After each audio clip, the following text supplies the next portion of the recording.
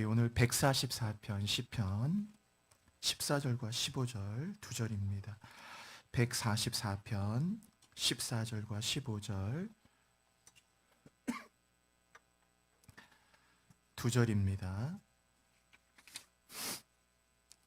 여러분 두 절 같이 읽을게요. 14절 15절 맨 끝에 있는 거죠. 같이요. 시작. 우리 숫소는 무겁게 실었으며 또 우리를 침노하는 일이나 우리가 막는 일이 없으며 이러한 백성은 복이 있나니 복이 있도다. 아멘. 오늘 어버이 주일을 맞아서 또 여러분 5월의 달 가정이어서 성경에 있는 가장 귀한 축복의 문구를 여러분에게 하나님의 마음으로 선물해 드리려고 저는 뭐 목회자니까 여러분의 다른 거 선물해 드릴 게 없고 하나님께서 주신 말씀 여러분에게 선물을 전해드리는 마음으로 그냥 선물의 전달자로 이 말씀 전해드리려고 합니다. 오늘 이 말씀이 여러분 가정에 귀한 선물 되시고 여러분 평생의 선물 되시고 평생에 이 말씀 꼭 붙들고 이 말씀 축복 그대로 되시기 바랍니다. 성경에는 무겁다라는 말이 있어요. 그 14절 앞에 우리 숫소는 오늘 설교 제목과 똑같은데 무겁게 실었으며 오늘 이 구절 하나만 잊지 마시고 자, 무겁다라는 단어는요, 성경에서 축복의 단어예요. 그러니까 성경에서 사람을 이렇게 축복하고 블레싱할 때 쓰여지는 가장 중요한 축복의 개념 말이 무겁다라는 거예요. 무겁다, 무겁다. 굉장히 귀한 축복을 뜻하는 단어고, 그리고 이 말은 영광이라는 뜻이에요. 무겁다는 말과 영광이라는 말은 같은 말입니다. 영광이라는 카보드라는 말은 카베드라는 무겁다라는 형용사에서 나온 거예요. 카베드 하면 영어로 헤비하다. 아주 무겁다에 헤비하잖아. 엄청 무겁죠? 그래서 복싱 같은 데도 무거운 게 헤비급이잖아요. 중량급 넘어서 미들급 넘어서 제일 가벼운 거는 깃털처럼 가벼워서 패더급, 뭐 벤턴급 이건 아주 깃털처럼 가볍다 해서 패더급이고 중간 미들급 넘으면 헤비하잖아요. 그 헤비급들은 등치가 크잖아요. 영광이라는 거는 우리 한자어에서는 뭐 빛날 영, 또 빛날 광자를 써서 너무 빛난다는 개념이 강하게 들어와 있지만 성경적 개념은 뭐 찬란하다, 빛난다 이런 개념보다는 이 영광이란 말이 무겁다라는 뜻이란 걸 꼭 기억하셔야 돼요. 무겁다, 무겁다. 호화 그냥 뒤에 그냥 가서 예배드려도 괜찮아요, 집사님. 여기까지 한 것도 호화 잘한 거야. 뒤에 가자고 얘기한 건데 못 알아들었어.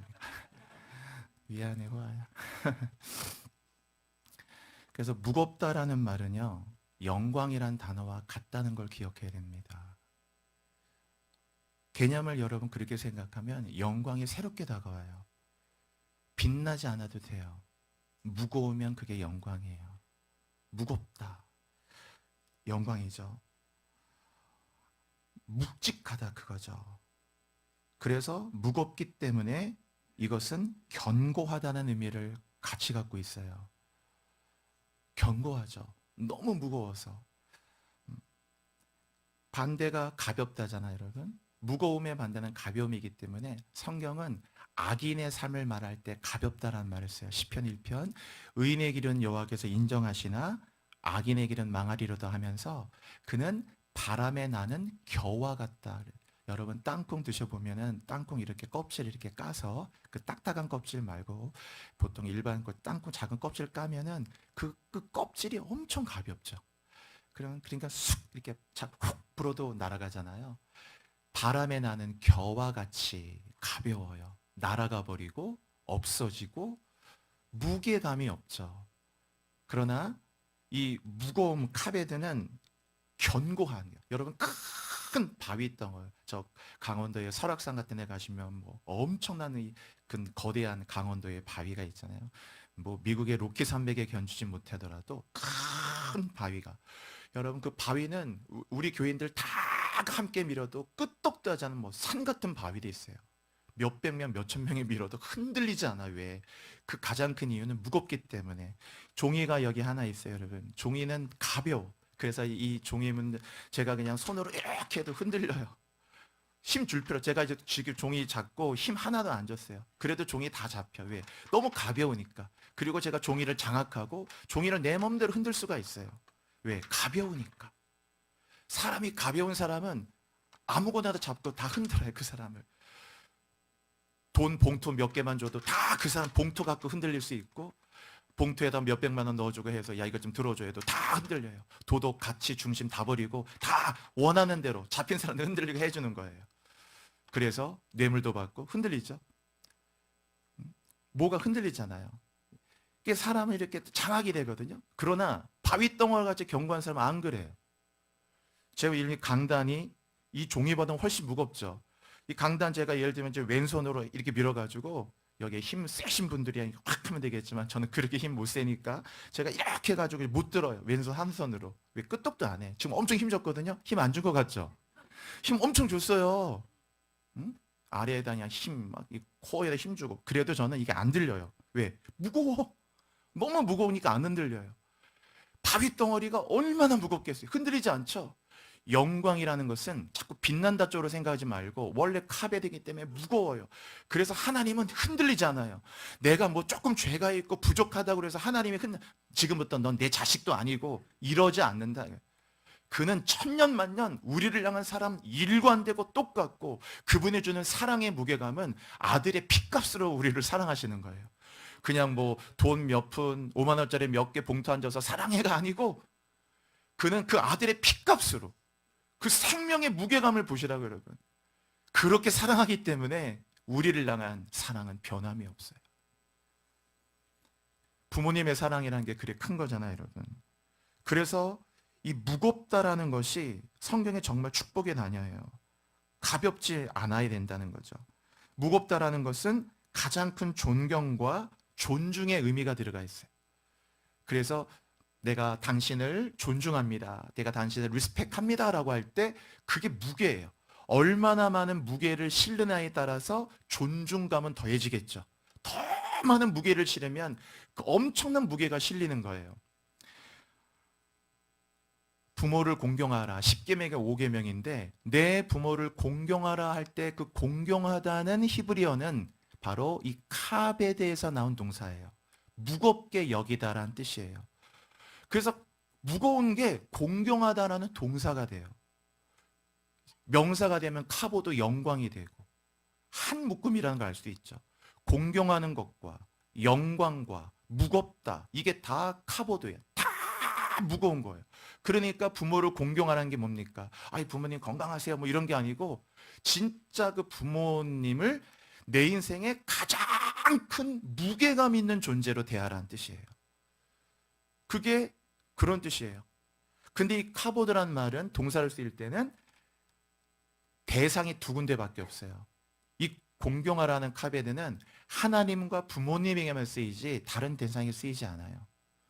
그 말이니까 그 말은 곧 하나님과 부모는 이거는 신학적인 의미가 아니고 동급이다.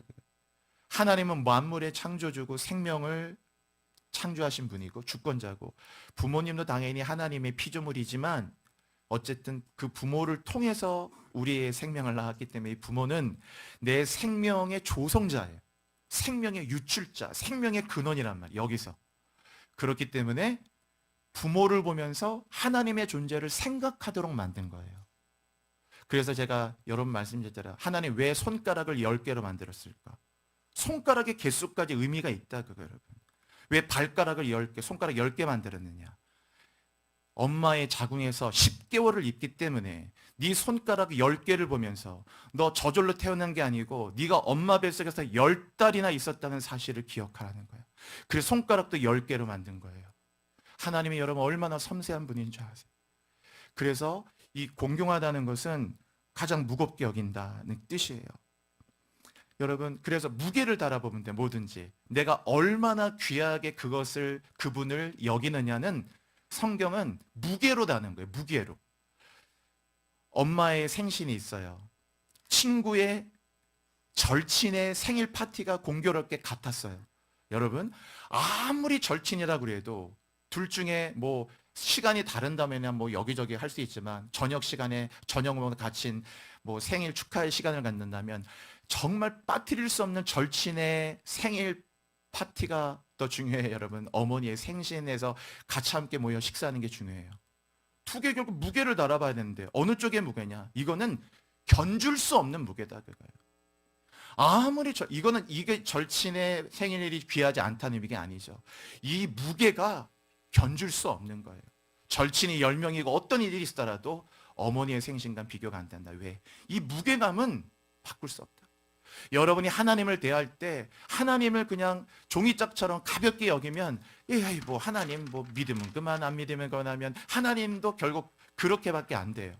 예배를 섬길 때 예배를 진짜 얼마나 무게를 두느냐. 뭐 여러 가지 약속이 있고 일도 있고 중요한 분의 결혼식도 있고 많은 게 있지만 그것이 중요한 게 아니고 예배 자체가 내 생명보다 귀하기 때문에 그렇게 예배를 섬기는 거예요. 무게감을 갖고. 그래서 이 무게는 정말로 중요한 거죠. 세상에 존재하는 모든 존재의 무게보다 하나님의 무게는 더 무거워요. 그래서 범사의 그를 인정하라는 말은 곧 하나님의 말씀을 가장 무겁게 받아들이라 그런 거죠. 그래서 믿음으로 산다는 것은 믿습니다 말로만 그러는 게 아니고 믿음으로 산다는 말은 내 인생에서 하나님을 또 하나님의 말씀을 가장 무거운 무게로 내 생명보다도 더 큰 무게로 받아들이는 거예요. 그런 무게로 엄청난 무게로 받아들이는 거죠. 하나님이 이렇게 무겁기 때문에 아무리 하나님을 흔들려고 해도 하나님의 나라는 흔들리지 않아요. 왜? 하나님은 산보다 더 큰 바위인데 그걸 누가 흔들 수 있겠어요? 이 무게를 감당하지 못하고 흔들 수가 없어요. 흔들려는 사람이 흔들리지 이 바위는 흔들리잖아요. 주는 나의 반석, 굳건한 반석이 신의 아들. 그 반석이잖아요. 셀라. 반석이기 때문에 엄청난 무게가 있기 때문에 하나님은 흔들리지 않아요. 나라도 흔들리죠. 러시아가 우크라이나하고 전쟁하면서 러시아라는 나라가 푸틴이라는 그 나라의 지도자가 저렇게 흔들리는 걸 보세요. 판단력도 흐려지고 막 흔들리잖아요. 어떻게 저 나라가 흔들릴까? 막 나라가 흔들리고 세상의 나라가 아무리 감가당 같아도 나라도 흔들리고 미국도 흔들리고 다 모든 나라에 흔들리지만 하나님의 나라는 흔들리지 않는다 그거예요. 성경에 있어요. 진동하지 않는 나라고 히브리서 보면 그 나라는 진동하지 않는 unshakable이에요. 흔들릴 수가 없어요. 오히려 그 나라를 흔들려는 자가 흔들리지 이 나라는 하나님의 나라는 우주보다 더 크기 때문에 우주도 하나님의 피조물일 뿐이에요. 하나님 우주 안에 어디 계신 분이 아니고 우주가 하나님의 피조물이기 때문에 이 모든 시간과 공간이 하나님 안에 있을 뿐이에요. 하나님 우주 안에 영으로 충만하게 계실 뿐이지 뭐 하나님 우주 안에 어디에 있는 게 아니에요. 하나님의 나라는 미국 이런 게 아니잖아요. 하나님이 영이신데 형체가 어디 있어요, 여러분? 영이신 하나님이 이 시간과 공간이라는 모든 제약과 질서를 만들고 부여해서 다스릴 뿐이지. 그 하나님의 무게감을 느껴보시란 말이에요. 이게 얼마나 거대한지. 제가 여러분 그래도 기도할 때 한번 이렇게 기도할 때 손을 펴고 저도 우리 친구 목사님들 함께 기도할 때 늘 이런 거 많이 하셔서 저도 도전 많이 받았는데 늘 기도할 때 손을 이렇게 가만히 양손을 이렇게 올려놓고 기도해서 나중에 혼자 기도할 때 이상하게 그냥 이렇게 기도할 때 달라요. 이 신비주의가 아니고 손을 이렇게 두 손을 가만히 올려 기도하면요 이상하게 이 손바닥 위에 하나님의 영광의 임재가 얹혀지는 걸 느낄 수 있어요. 무게가 진짜 이게 임재가 느껴집니다. 어느 순간인가 이 손을 내릴 수가 없어요. 진짜 두 손 들고 찬양합니다. 다시 오실 왕 여호와께 오직 주만이 나를 다스리네. 나 주님만을 섬기리. 헛된 마음 버리고 해보세요. 얹혀진다니까. 손끝이 찌릿찌릿할 만큼 진짜 하나님을 찾으라는 자에게 구하라 주실 것이요, 찾으라 찾을 것이요, 문을 두드리라 열립니다. 여러분 하나님의 임재가 가득하잖아요. 그래서 믿음으로 산다. 믿음이란 뭐냐면 모든 상황 속에서 마지막 결론을 내가 내리지 않는 거예요. 결론을 내가 내리지 않는 것, 그게 믿음이에요. 난 이번에 망했어. 이번엔 끝났어. 이건 안 돼. 그래서 이건 실패야. 자꾸 여러분이 뭔가 결론을 내고자 하는 욕심에서 나와야 돼요. 그게 가장 믿음에 반하는 거예요. 믿음은 어떤 상황에서 결론을 내가 내지 않는 거예요. 요셉이 보디발의 아내에게 그런 일을 당해서 억울하게 누면서 감옥 갔을 때 나는 폭망했어. 하나님 날 버렸나 봐. 더 이상 하나님 내 기도를 들어주지 않으시나 봐. 난 이제 인생 끝났어. 전과자 됐어. 난 이제 인생에 빨간 줄 거져서 끝났어. 요셉은 그렇게 자신의 인생을 한 번도 결론 내지 않았어요. 그냥 믿음을 지켰을 뿐이고 이런 일을 당했을 뿐이고 억울함이 있을 뿐이고 그대로 달려갔어요. 그 간수장들이 꿈 해석해서 자기를 풀어주겠다고 약속했는데도 2년 가까운 시간을 풀어주지도 않았어요. 어떻게 저렇게 은혜를 잊어버릴까? 그 술 맡은 관원장에 대한 그 아쉬움과 섭섭함도 있었지만 여전히 그냥 그 요셉은 그냥 걸어갈 뿐인 거예요. 한 걸음 한 걸음. 그래서 믿음은 결론을 내가 내리지 않는 거고 어떤 일에 대한 최종적인 결론을 하나님께 내어드리는 거예요. 겸손하게 하나님께 인정하고 받아들일 때, 그럴 때 하나님의 큰 은혜가 임하는 겁니다. 왜? 하나님을 그렇게 무게감 있게, 하나님이 얼마나 나를 인도하시기 때문에 그렇게 무게감 있게 받아들이는 것. 그래서 그런 거예요. 여러분 창세기 12장에 그런 말씀 들어보셨죠? 내가 너를 축복하는 자에게 내가 너를 축복하고 너를 저주하는 자에게 내가 저주하겠다. 그때 저주라는 말 자체가 우리가 생각하고 막 저주를 퍼붓다 이런 의미라기보다는 이 원어의 뜻은 뭐냐면 너를 깔본다는 뜻이에요. 너를 깔보는 자, 경시하는 자, 너를 가볍게, 니까지 이렇게 배운 것도 없는데 학력도 없고 스펙도 없고 못 배운 것이 저렇게 못난 놈이 또 네가 뭐가 있다고, 네가 자랑할 게 뭐가 있냐, 자격증이 있어, 뭐가 있어, 외모가 돼, 뭐가 있어, 뭔가 그런 걸 갖고 깔보는 자, 너를 혹시라도 네 생명의 가치를 깔보고 경시하는 자가 있다면 내가 그를 역시 그만큼의 가벼운 존재로 만들어주겠다는 거예요. 그게 그 뜻이에요. 그게 너를 저주하는 자에게 내가 저주한다는 거. 여러분을 막 누군가 뭔가 못 배웠다고, 못한다고, 못 가졌다고, 돈 없다고, 못생겼다고, 세상에 이런 걸 깔본다면 가만 계셔도 돼. 왜? 하나님이 그만큼 그 사람의 존재의 무게를 가볍게 만들어 보신다는 거예요. 아브라함에게 약속하신 그게. 그러니까 우리는 우리 자신에 항상 떳떳할 수 있어야 돼. 너를 축복하는 자에게 복을 내리고 너를 저주하는 자에게 내가 저주한다. 하나님이. 그게 그런 뜻이에요. 여러분을 깔보고 가볍게 여기는 사람한테 씩씩거릴 필요가 없다고요. 아니 어떻게 나한테 그런 말을 해? 어떻게 나를 그렇게 무시해? 괜찮다니까 여러분. 나를 그렇게 무시했다면, 그렇게 나를 가볍게 여겼다면 그렇게 해도 돼. 하나님이 그렇게 하신다는 거예요. 절대로 그거에 대해서 우리가 그럴 필요는 없어요. 어른이 되어져 간다는 것은 그래서 무거운 자가 되는 거예요. 무거운 자. 40세보다 50세가 되면 더 무거운 자가 돼. 50세가 되면 60세가 되면 더 무거운 자가 돼서 아주 묵직하고 무겁고 흔들리지 않은 것처럼, 바위덩어리가 흔들리지 않듯이 여러분의 가정이요, 올해달 가정의 날이니까 여러분의 가정이 아주 무거운 가정이 되셔가지고 물질적으로 나아가 경제적인 것, 또 여러 가지 환경적으로 자신 어떤 문제가 있든 막 여러분의 흔들려도 해도 여러분 끄떡도 흔들리지 않은 가정 되시기 바랍니다. 그게 하나님의 복이라. 복이라는 단어는 소유와 획득의 개념이 있는 게 아니고 무겁다라는 거예요. 단단하고 무겁죠. 한 사람을 만났을 때 엄청난 무게감을 주는 사람이 있어요. 그 사람 가볍지 않더라고. 너무너무 무겁다. 무거워야 돼. 공부는 여러분 엉덩이를 한다 그러잖아. 딱 앉아가지고 2시간, 3시간 계속 책을 보고 엉덩이가 무거워야 돼요. 그래야 공부하는 거죠.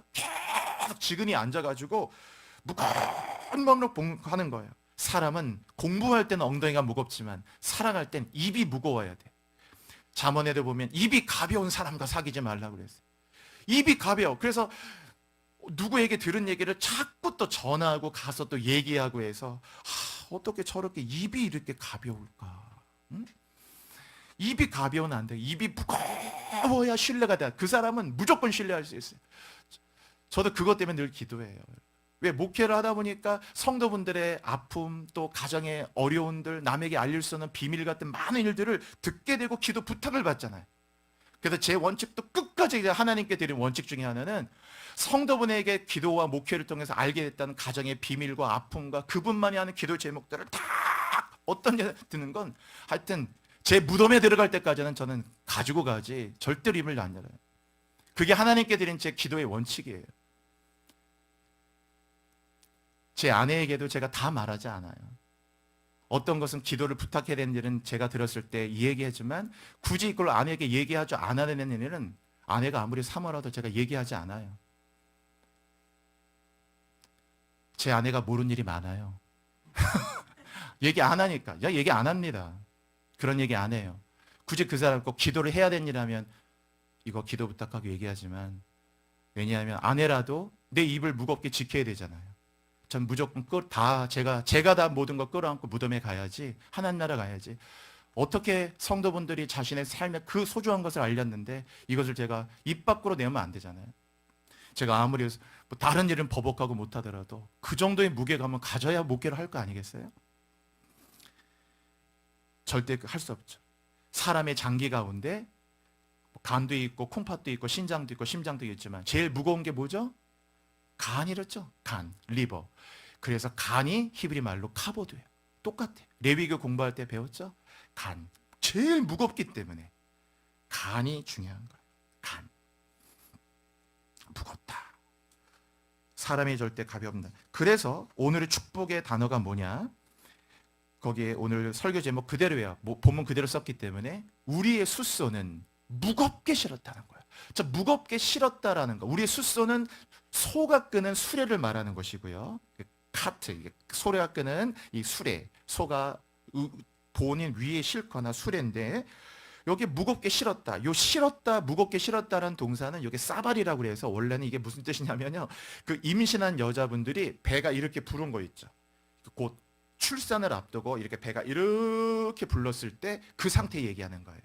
아가서에 내 허리에 백합화의 단을 두름과 같이라는 게 있는데 그게 임신한 여인들의 그 허리를 말하는 거거든요. 이렇게 허리, 그 마음에 생명을 안고 있어. 그래서 사람들이 와 이제 곧 출산을 앞두고 있구나, 새로운 생명이 태어나겠구나 해서 이렇게 그 생명으로 배가 부른 상태.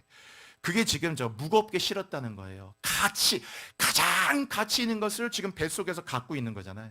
마찬가지로 너의 숫소에, 너 인생의 숫소에 그 수레에다가 그게 빈 수레가 되지 않고 거기다가 하나님은 무겁게 실어주겠다는 거예요. 거기서 네가 필요한 것들, 지혜를 그냥 무겁게, 너의 평강과 은혜를 무겁게 실어줘서 평생의 너의 인생이 빈 수레가 되지 않도록, 베드로가 던진 빈금을 되지 않도록 그냥 무겁게 실어주겠다. 추수를 위해 들판에 나갔어요. 그러면 곡식을 걷어들여야 되잖아요.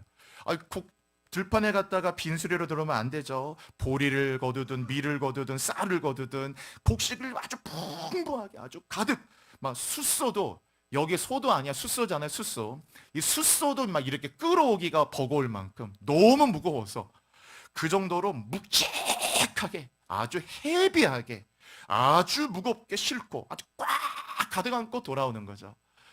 일하러 나가면 일감이 많아야 되잖아. 그죠? 일감도 많고 거래처도 많고 여러분 정말 하여튼 그런 은혜가 임하시기 바랍니다. 막 숫소에 막 일감도 많아지고 하여튼 빈수가 되지 않고 거래처도 많아지고 일도 많고 전화 오는 것도 많고 하여튼 뭔가가 나에게 연락 오는 분도 많아지고 숫소가 많이 무겁게 실어지는 거예요. 아주 가득하게 가치 있고 여인이 임신할 때 소중한 것을, 생명을 이렇게 가득 안고 있듯이 너의 인생의 숫소의 수레 무겁게, 배가 출항해서 항구로 들어올 때 빈 배로 들어오지 않고 베드로의 배처럼 두 배를 가득 채우듯 아주 만선으로 귀향하는 상태 가득 채워주겠다는 거예요. 여러분 이번에 어버이 주일 맞아서요, 우리 사랑하는 부모님의 세대 모든 분들 축복하고 싶은데 여러분의 인생, 특별히 이제 60을 넘어가셔서 인생에 정말 후반을 살아가신 분들은 여러분의 인생에 절대로 빈금을 대지 마시고 빈수레 대지 마시고 그냥 너무나 허무하게 터덜터덜 껄껄거리는 빈술에 대지 마시고 여러분의 수수에 무겁게 실어지시기를 바랍니다. 왜 이렇게 기쁨이 가득하고 왜 이렇게 은혜가 가득하고 왜 이렇게 충만한 은혜 가득한지 막 무겁게 싣고 돌아오는 거예요. 우리 수수가 무겁게. 그래서 이 허무하다는 말이 있잖아요. 헛되고 헛되니 헛되고 헛되다 전도서 1장에 나오는 그 허무하다라는 게 헤벨이라는 단어인데 이게 뭐냐면 nothing이란 단어예요. 아무것도 아니다. 그래 뭘 가진 것 같은데 해 아래 새 것이 없거든요. 새 것이 없는데 뭐 새 것인 양 가져봐야 아이고. 그래서 입으로 만족하는 자에게는 입으로 만족함이 없으며 귀로 듣고자 하는 자에게는 귀로 만족함이 없고 아무리 눈으로 보고 싶어서 새로운 것을 가져와도 솔로몬이 그랬잖아요. 눈으로 하고 싶은 거 다 해봤고 귀로 듣고 싶은 거 입으로 먹고 싶은 식 다 해봤지만 그것도 다 헛되니 헛되도다. 해보고 나서 헛되다니까. 부러우세요? 그러나 헛되다 그러면 헛된 줄 믿어야 돼. 그거 해보고 하지 않아도 그냥 다 담배 한 20년 피고 나서 담배 피지 말아라 하면 안 피워야지. 자기도 담배 피면서 헛되다는 거 경험할 필요 없다 여러분. 응? 솔로몬이 헛되다 가면 다 헛된 거예요. 내가 꼭 그렇게 하지 않아도 내가 그런 궁궐에 살아보지 않아도 헛되구나. 그래서 정말 여호와를 경외하고 그 본분을 지키는 것이 사람의 은혜와 축복 본분이라고 그랬잖아요. 그래서 여기 보시면 그 14절 아까 보세요. 우리 숫소는 무겁게 실었다고 그랬는데 그 밑에 14절 보면 세 가지가 없어요. 거기 우리 번역에는 약간 번역이 아쉬운데 어쨌든 우리를 침노하는 일이 없고란 말이에요. 그게 우리를 침노하는 일이 없고 우리가 나아가 막는 일이 없고 우리 거리에는 슬피 부르짖음이 없겠다는 거예요. 마치 그 구조와 똑같죠. 시편 1편에 복 있는 사람은 악인의 길을 따르지 않고 죄인의 길에 서지 않고 오만한 자의 자리에 앉지 않으듯이 우리의 숫소가 너무 축복을 얼마나 많이 실었는지 도무지 우리의 가정 삶의 숫소에 하나님께서 실어주신 이 축복의 무게가 너무 커서 아무리 바깥에서 뭐 회사가 뭐다 아주 극단적으로 얘기한다면 부도가 나고 어떤 일이 막 흔들려고 해도 아무리 우리 가정을 흔들려고 해도 우리를 침노하는 일이란 말은 돌파된다는 뜻이 이게 에인 페레츠 그래서 우리가 뚫리는 일이 없고란 말이에요. 없다 without 세 개가 된 거예요. 그게 그래서 돌파가 되는 일이 없고 그리고 나아가 막는 일이 없다는 말은 우리가 갖고 있는 평화가 흔들림이 없다. 흔들리지 않는다. 평화가 흔들리지 않는다. 그렇죠? 악한 죄의 파도가 많아도 내 마음은 늘 평안하다고 그랬죠. 나아가 막는 일이 없으며 그리고 우리 거리에는 슬피 부르짐이 없다. 고통으로 비명 지를 일이 없다는 거예요. 살다가 소리 질러서 막 이렇게 비명을 고통 때문에 지른 일은 없을 것이다. 왜?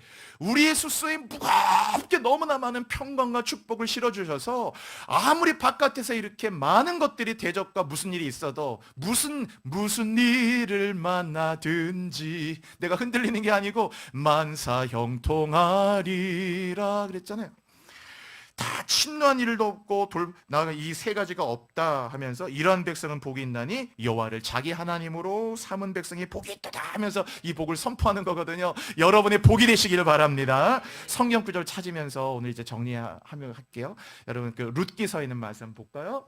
한번 읽을게요. 같이요. 시작. 보아스가 이르되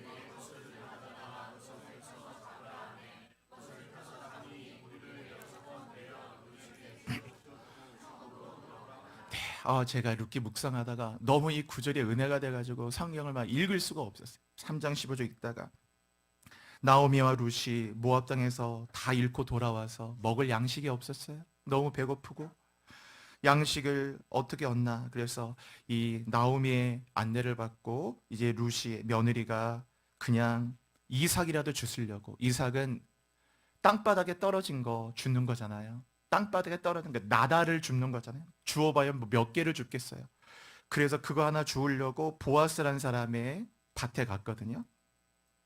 그 보리 추수 때 갔기 때문에 보리에 그 이삭을 주우려고 그 줍는다는 걸 라카트라고 하는데 참 이 단어가 아주 정말 가슴을 뭉클하게 하는 거. 떨어진 이 나다를 줍다 이게 라카트인데 이게 그걸 주우려고 간 거예요. 그랬는데 보아스가 이 룻을 알아봤어요. 친족이잖아요. 나오미하고 이야기를 들었기 때문에 네가 그 모압에서는 룻이구나 알고 또 얼마나 귀한 여인이라는 걸 소문들어 알았거든요. 그러니까 그 룻을 보고 오늘 뭐라고 그랬어요? 보아스가 말했죠. 너의 겉옷. 유대인들은 다 지금 우리처럼 티셔츠 이게 아니고 이렇게 제 이 가운처럼 이 통으로 된 옷이니까 겉옷을 가져다가 이런 겉옷이라고 생각해 보세요, 여러분. 이 겉옷을 이렇게 폈단 말이에요. 겉옷을 이렇게 쫙 폈어. 겉옷을 가져다가 그것을 펴서 이렇게 잡으라고 했죠. 이렇게 딱 잡았어. 뭐 겉옷은 훨씬 크겠죠, 여러분. 겉옷을 펴서 이것을 딱 펴서 잡으래. 그랬더니 보아스가 어떻게 했냐면 거기다가 그것을 폈더니 보리를 몇 번, 여러분? 6번을 아주 푹 되로 그냥 한 대에서 한 번, 한 대에서 한 번. 이건 완전히 돈을 주고 사도 이렇게 많이 못 살 만큼 지금 둘이야 먹는 식구는 자기 어머니, 시어머니 지금 나오미하고 둘밖에 없잖아요. 그런데도 6번의 되를 여기다 딱 해가지고 되어 룻에게 지워주고 성읍으로 돌아갔다. 마치 우리의 스스로가 무겁게 싣고 돌아오듯이 자기는 그냥 땅바닥에 떨어진 이삭 하나 주우려고 갔는데 보아스는 이삭을 주께 허락한 것만 해도 감사한데 그게 아니고 이삭 주서라가 아니고 겉옷을 피래요. 생각하지도 못한 겉을 펴면 그 잡았더니만 여기다가 보리를 6번. 제가 읽다가 묵상하다 너무나 눈물이 났단 말이에요. 삶을 살다가 그냥 우리 다 교회 올 때도 그냥 신락 같은 작은 땅바닥에 떨어진 나달 같은 그 희망 하나 거지려고 위로 하나 받으려고 교회 왔는데 하나님은 보아스 기업물을 자가 되셔서 우리를 그냥 보내는 게 아니고 여러분의 겉옷, 여러분의 기도의 겉옷 쫙 펴라고 그래요. 거기다가 6번씩 안겨주시는 거예요, 여러분. 이따가 이 하나님의 그 사랑 막 얼마나 막 느껴지는지. 그 다음 이제 17절 볼게요. 17절 한번 읽어볼까요, 여러분? 같이요. 시작. 이르되 그가 내게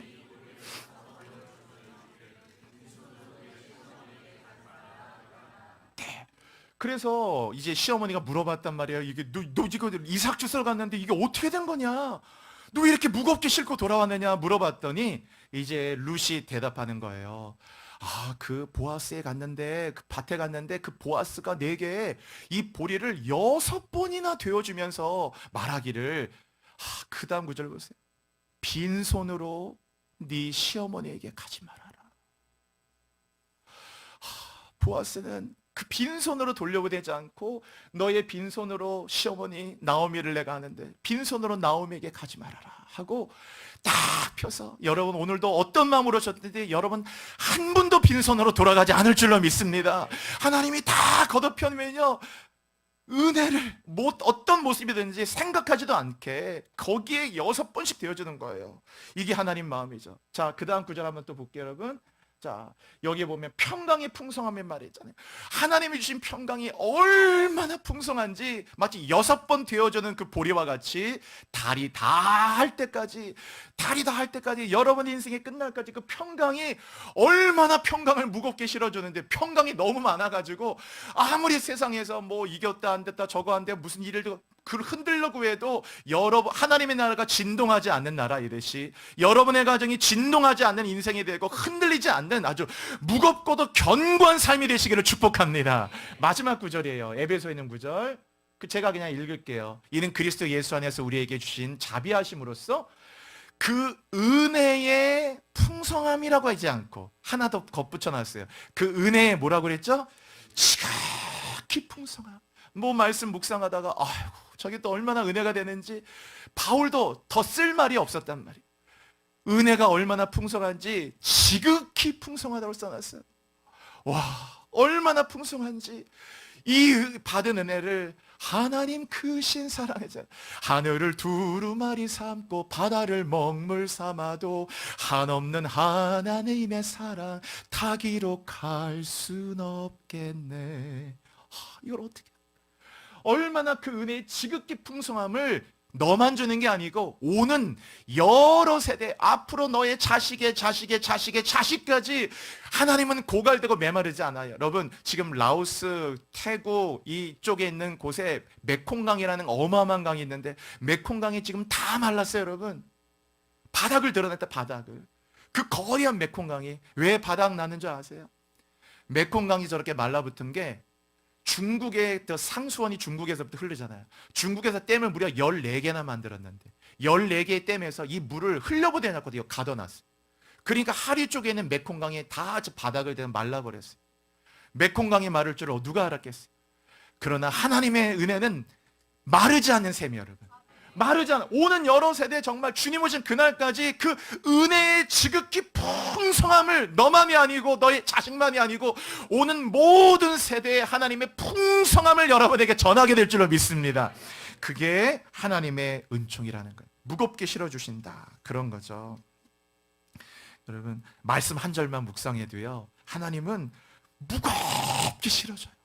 그냥 저 말씀 가운데 그냥 저 노란색으로 컬러링해 놓은 그 은혜의 지극히 풍성함 저거 하나만 갖고 계속 묵상해 보세요.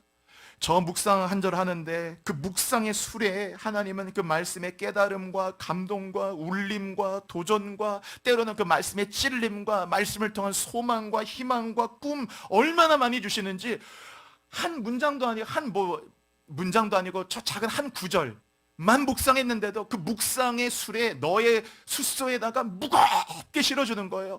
와, 얼마나 이렇게 은혜가 되는지 찬송 한 곡을 불러도 그 찬송의 수레에다가 무겁게 실어주시는 거예요. 여러분이 기도의 손을 들잖아요. 저도 오늘 여기 2부 예배 오기 전에 그냥 손 한 번 딱 들고 기도했는데 1분도 되지 않는 짧은 시간이었는데도 손 딱 들고 기도하는데 이 기도 안에 얼마나 하나님께서 이 무겁게 실어주시는지 그냥 가슴이 짱 했어요. 아휴, 어떻게 나같이 부족한 사람 하나님 너무너무 감사하고 내 모습 이대로 주 받으옵소서. 나 같은 사람도 사랑하시나요? 너무 감동이 되더라. 딱 한 손만 들었는데 어이구 이거 어떻게 너무 그 기도의 수레에 담아주시는 게 마치 보아스가 6번 되어주듯이 그냥 가슴이 짠하고 눈물이 짠하고 너무너무 하나님 감사하죠. 여러분이 봉사할 때 얼마나 그 봉사의 수에 많이 담아져요. 제가 1부 예배도 올 때 우리 2부도 촬영 안내하신 집사님들 계시잖아요. 1부 딱 올 때 밖에 촬영 안내하는 장로님 집사님 계시는데 딱 들어오면 마치 촬영 안내하신 집사님들이 딱 문지기 같아요. 너무 마음이 든든하다. 앞에서 딱 들어오면 또 이렇게 주본 안아주신 분들 계셔.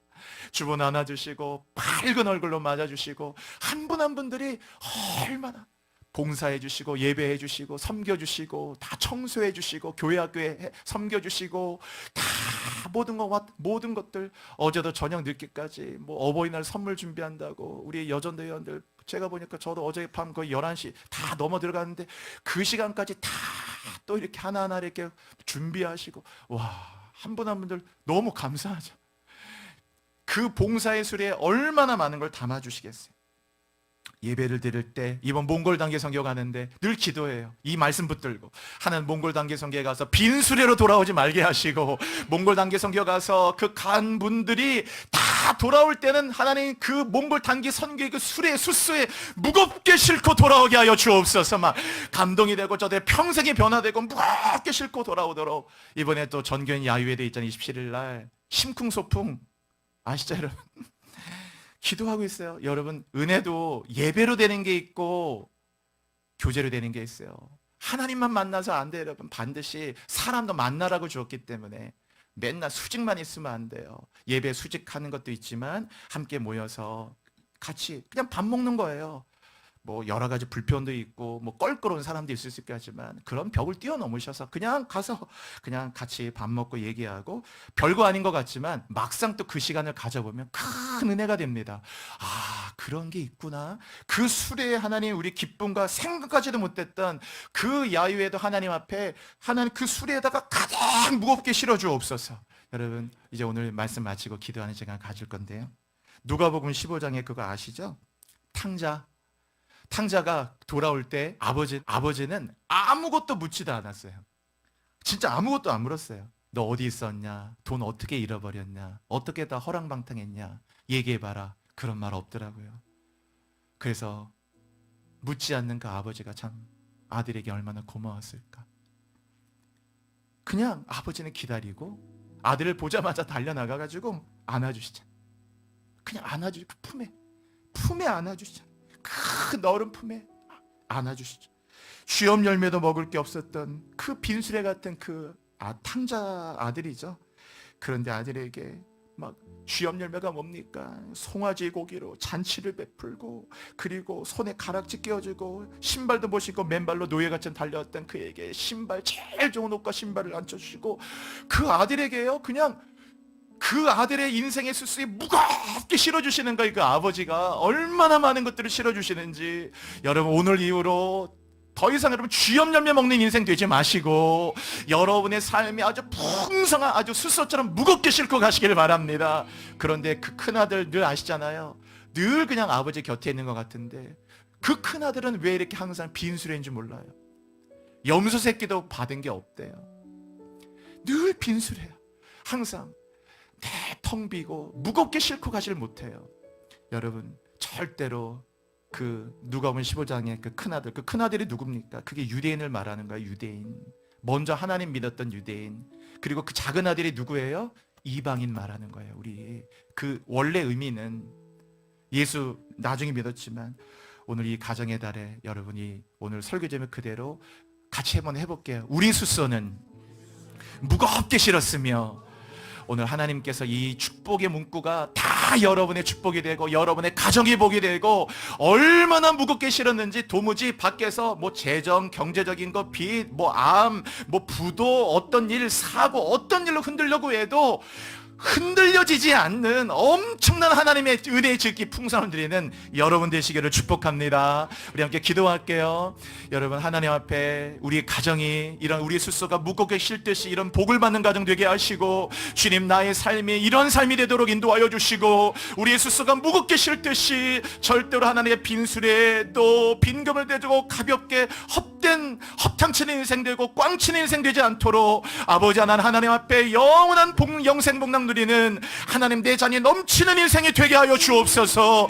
험함이 오고 조울증이 오지 않도록, 공황장이 오지 않도록, 내 인생의 술에 기쁨과 은혜와 감격이 넘쳐나도록 우리 한번 주여 부르짖고, 이런 큰 은혜가 임하도록 간절한 마음으로 우리 함께 주여 부르짖고 기도하시겠습니다. 주여, 주여, 주여. 할렐루야. 하나님 아버지 감사합니다. 아버지 하나님께서 오늘 올해달 가정 어버이 주를 맞아서 우리 모든 교우들과 함께 귀한 말씀 함께 나누었습니다. 우리의 숫소가 무겁게 실듯이 우리 사랑하는 가정들을 위해 축복합니다. 아버지 하나님, 우리 모든 가정마다 함께하여 주셔서 우리 모든 성도의 가정마다 아버지 앞에 가벼운 깃털처럼 날아가는 삶이 되지 아니하고, 오늘 저 거대한 반석처럼 바위 덩어리처럼 무겁고 견고하고 흔들리지 않는 단단한 믿음의 가정들이 되고, 우리의 숫소가 무겁게 실듯이 우리 아버지 하나님 언제나 하나님께 이런 복을 누리는 가정 되도록 인도하여 주옵소서. 하나님의 은혜로 날마다 이런 축복이 자손만대로 흘러가는 아름다운 믿음의 명문 가정 되도록 인도하여 주시고, 우리 모든 성도들의 가정이 우리의 숫소가 무겁게 싣고 돌아오는 놀라운 복을 받는 가정이 되도록 인도하여 주옵소서. 아버지 감사합니다. 하늘의 문을 여서서 우리를 마음껏 축복하시고, 보아스가 룻을 그냥 돌려보내지 않고 내 겉옷을 펴라, 6번의 보리를 되어주고 돌아가고 빈손으로 돌아가지 않게 하듯이, 한 번도 교회 왔다 빈손 돌아가지 말고 오늘 우리에게 6번씩 보리를 되어주시는 영적 보아스의 은혜를 받고 은혜의 질기 풍성 드리는 가정 되도록 인도하여 주옵소서. 할렐루야. 주님, 그렇습니다. 넘치도록 채워주소서. 주님, 오 주님, 채우소서. 나의 잔을 높이 듭니다. 하늘 양식 내게 채워주소서. 넘치도록 우리 마지막으로 한 번 더 고백하십시다. 오 주님, 채우소서. 주님, 우리 숫소가 무겁게 실듯이, 주님, 나의 빈잔을 높이 듭니다. 높이 듭니다. 하늘 양식 내게 채워주소서. 넘치도록 채워주소서. 하나님, 오늘 어버이 주일을 맞아 특별히 사랑하는 우리 부모님의 세대를 축복합니다. 지금껏 살아오는 동안 자식 키우느라고 얼마나 온갖 고생하고 눈물의 골짜기, 고난과 악골의 골짜기 같은 아픔의 골짜기를 넘어서 주님의 은혜로 여기까지 왔습니다. 앞으로 살아가는 인생의 후반이 빈 숨을, 빈 금을, 빈 술에 되지 말고 헛됨에 되지 말고, 살아온 날들이 그냥 모든 게 헛되고 우울하고 가라앉는 인생 되지 말고, 우리 모든 사랑하는 우리 아버님, 우리 어머님의 세대의 그 노후의 인생의 후반이 우리 스스로가 무겁게 싣고 돌아오듯이 큰 복을 받는 우리 가정을 세대들이 되도록 복을 내려 주옵소서. 우리 가정마다 축복합니다. 우리 가정들이 하나님께 무겁게 실은 숫소와 같은 복을 받아 견고하고 흔들리지 않고 저 거대한 산과 같은 바위가 무거워 흔들리지 않고 흔들려는 자가 오히려 흔들리게 되듯이 오늘 우리를 흔들려 내가 한 길로 왔다 일곱 길로 다 물러가도록 인도하여 주시며, 하나님의 이 거대한 평강과 은혜의 지극히 풍성한 은혜, 보아스가 6번씩 보리를 되어 빈손으로 돌려보내지 않았던 저 룻과 나오미의 그 가정과 같이 오늘 교회에 오실 때마다, 하나님 예배를 드릴 때마다 하나님 앞에 6번씩 되어놓치는 예수의 보아스를 만나 우리 성도들 가정에 넘치는 은혜가 있도록 인도하여 주옵소서. 저주를 다 이기게 하여 주옵소서. 감사합니다. 영광 드립니다. 예수 그리스도의 이름으로 기도드립니다. 아멘.